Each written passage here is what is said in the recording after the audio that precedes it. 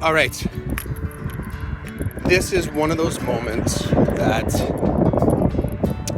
I love in, I guess, teaching, but let's say in my career. One of my previous posts I talked about, I remember mentioning a colleague of mine who is in the final year, sort of just in the retirement year, let's say.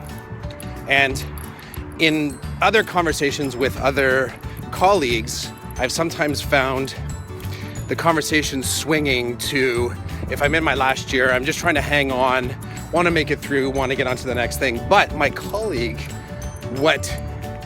my colleague said quite clearly was that I'm in my last year of teaching, as you know, according to the numbers, and I'm going to make this my showcase year. I'm going to try and do a ton of stuff that I haven't done before. And I totally took that to heart and internalized and thought to myself, wow, like that's exactly how I want to feed my career and build my career and learn within my career.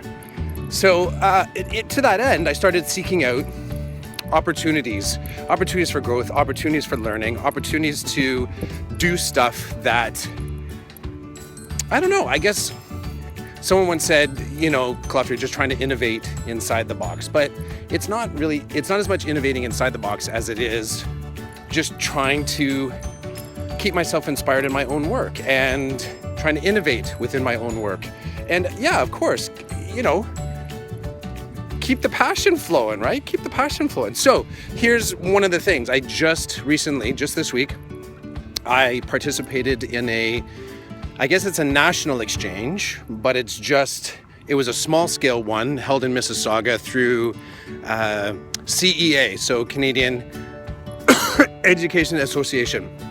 And just mind blown by the participants in this event. There's about 25 participants from all over Ontario, everyone bringing like amazing, unique perspectives. And I gotta tell you, one of the things that came up at this meeting was the whole idea around how do you affect change and what are some of the barriers to affecting change. And ultimately, I came down to the fact that I think in order to get inspired by change, you have to move to some of the frontiers. You have to look to the edges of what you think are your workplace and look to the individuals that are there. And as long as you look to the individuals that are there, you're going to find stuff that's going to blow your mind. So I think that was part of my whole plan in going for this exchange, this conversation, because it is. I met people there that I would have never actively encountered before, ever. Individuals from Northern Ontario, Western Ontario, and everybody there with the same intent to talk about how we could make education better. And in doing so, some of the barriers that I think are in my job, they disappeared because other people had suggestions on how to work through that barrier, and vice versa. Other individuals were able to see what I'm doing.